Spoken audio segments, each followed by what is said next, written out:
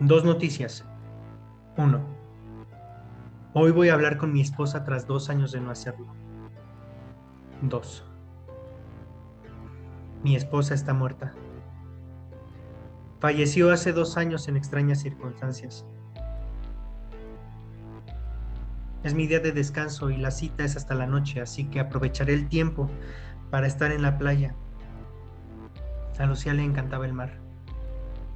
No se metía a nadar, le tenía mucho respeto, pero daba largas caminatas por la orilla y disfrutaba dejando que las olas le lamieran los pies descalzos. Curiosamente, en una ocasión me dijo que cuando muriera, el último lugar al que le gustaría que arrojaran sus cenizas sería el mar. Una noche soñé que me moría y lo único que hacía era nadar, y nadar en la oscuridad del fondo del océano, como un pez ciego. No le puse mucha atención en ese momento. Nadie toma con seriedad a una persona sana cuando habla de su muerte. Pero ahora lo recuerdo mientras meto unas latas de cerveza en la hielera y tomo un libro para tumbarme a leer bajo el sol. Soy entomólogo forense. Me dedico a estudiar los insectos que invaden cadáveres y que proporcionan pistas para atrapar asesinos. A los bichos les gusta dejar sus huevos en el rostro, en los ojos o en la nariz de las víctimas. La clave es relacionar los ciclos biológicos de los insectos con las etapas de descomposición del cuerpo, lo que permite aproximarse al momento en que ocurrió la muerte. Funcionan en pocas palabras como un reloj. Incluso se puede determinar si el cadáver fue trasladado de un lugar a otro. A los insectos también les gusta alimentarse de la carne putrefacta. Algunos de ellos son moscas, escarabajos, arañas, hormigas, avispas y ciempiés, y son voraces. Los restos de un adulto humano expuestos al aire libre pueden ser devorados rápidamente. Los entomólogos llamamos a la fauna necrófila escuadrones de la muerte. Mi caso más famoso hasta ahora es el siguiente. Una familia se muda de casa. A los 2 meses descubren y reportan el cadáver de un niño asesinado en el sótano. La policía lo señala como los principales sospechosos.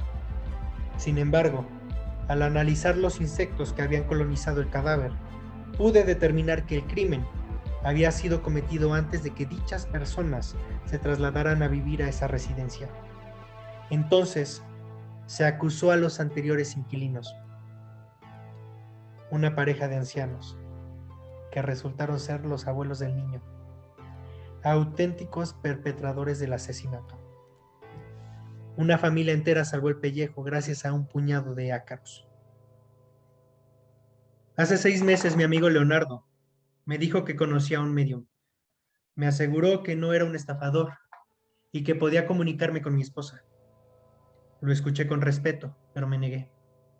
Pertenezco al mundo de la ciencia y al mundo de lo racional. Además, he visto suficientes atrocidades y cuerpos vejados de maneras insospechadas como para creer que exista un Dios, y mucho menos un más allá. El mal campea por todos lados a sus anchas. No hay nada que sea capaz de detenerlo. Mejor que no exista una vida después de la muerte, porque es muy probable que el mal continúe reinando ahí. Él insistió. Nada pierdes con intentarlo. Si funciona, resolverás las dudas que te atormentan. Yo te pago la sesión. No consiguió convencerme. Fue hasta hace 3 meses cuando decidí tomar el caso de Lucía en mis manos y comencé a pensar seriamente en esa posibilidad. El olor de los gases que se desprenden de un cadáver es lo que atrae a los primeros insectos. Pueden percibirlo mucho antes que el olfato humano. A veces, incluso invaden a una persona durante la agonía. Los huevos que depositan ciertos insectos tienen un corto periodo embrionario y eclosionan al mismo tiempo, lo que da como resultado una masa de larvas que se mueven como un extraterrestre por el cuerpo. Las larvas son blancas y se introducen inmediatamente en el tejido subcutáneo. Lo licúan gracias a unas bacterias y enzimas y se alimentan por succión continuamente. Conforme pasa el tiempo y si el cadáver permanece sin ser encontrado, a los 6 meses, por ejemplo, aparecen otros bichos que pueden dejarlo completamente seco. Todo es aprovechado. Pelos, piel, uñas. A veces, los forenses encontramos solamente huesos. Dije antes que mi esposa murió en extrañas circunstancias. Su cuerpo apareció en un bosque que está a 1 hora de este puerto. El día anterior por la noche, la había dejado en el aeropuerto, pues visitaría a su madre en la capital. Hacia la madrugada, cuando yo ya estaba dormido, Lucía regresó a la casa diciendo que su vuelo se había cancelado debido al clima y que más tarde volvería al aeropuerto para tomar otro avión. La escuché hablar entre sueños. Se metió en la cama y se recostó en mi pecho como era su costumbre. Cuando desperté, ya no estaba. Supuse que no había querido molestarme y que se había marchado en un taxi. Pocas horas después, al ser informado del terrible hallazgo, tomé la decisión de no ser yo quien atendiera el caso. Mi superior lo entendió y mandó traer a Alejandro, un alumno suyo de la Facultad de Medicina. No quise saber absolutamente ningún detalle. Lucía estaba muerta. Había sido asesinada. Bastaba con eso. Nadie sabe a ciencia cierta de dónde vienen los insectos. Algunos estudios afirman que su origen provienen de los miriápodos, animales de numerosas patas y con tráqueas respiratorias. Otros especulan que de los crustáceos. Lo cierto es que en el periodo devónico, hace 400 millones de años, ya existían insectos terrestres en las zonas pantanosas, cálidas y húmedas. Y en el Cavernífero inferior, hace unos 350 millones de años, experimentaron su primera explosión evolutiva. Al parecer, las alas y la posibilidad de volar. Los más persistentes y evolucionados de todos ellos son, por supuesto, las cucarachas. Curiosamente, nunca he visto una cucaracha rondando un cadáver. Como el asesino de mi esposa no ha sido encontrado, decidí revisar el caso. Analicé las pruebas recogidas por Alejandro y encontré varios errores graves. Entre ellos, uno que me dejó desconcertado. Un fallo en el cálculo de la hora de la muerte. Lucía fue encontrada en el bosque a las 9 de la mañana por un grupo de campistas. Alejandro determinó que para entonces llevaba 1 hora muerta. Mis análisis indicaban que llevaba por lo menos 6 horas fallecida.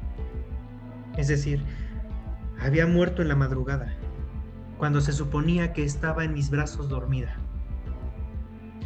Y como yo no tenía conciencia exacta de la hora en la que Lucía se había marchado de la casa aquella noche, el asunto se volvía bastante confuso. Leonardo tenía otra teoría. Ella ya estaba muerta cuando me visitó. Es algo que suelen hacer los muertos, me dijo. Acuden a despedirse de sus seres queridos. Un tanto desquiciado por el asunto, terminé cediendo a la idea del médico. Tuvimos una cita hace 2 días. Le llevé las pertenencias de Lucía. Ropa, objetos, fotografías. Luego, me dio una fecha y 1 hora exacta. Hoy, a las 9 de la noche, ella te llamará por teléfono. Dijo en tono solemne. Tengo un sueño recurrente con Lucía. Primero veo los insectos que devoran secretamente su cuerpo. Llego a la escena del crimen y me doy cuenta que sigue viva. E intento quitárselos, pero es imposible. Son demasiados. Ella me reclama. Tú los trajiste a mí. Después, ya no puede hablar porque comienzan a salirle por la boca. Es entonces cuando le cierro los ojos y me despierto. Faltan unos segundos para las 9 de la noche. No he comido nada en todo el día. No me dio hambre. Estoy acostado en la cama. El teléfono reposa sobre la mesilla de noche. Miro el techo y me doy cuenta de que está agrietado y descarcarado. Le hace falta una buena mano de pintura. Descubro una telaraña en una esquina. Algunos insectos muertos están atrapados en ella. De pronto, uno de ellos tiembla. Está vivo y lucha por liberarse. Justo en ese momento suena el teléfono. Una, dos, tres, cuatro, cinco veces. Descuelgo. Escucho el sonido del mar.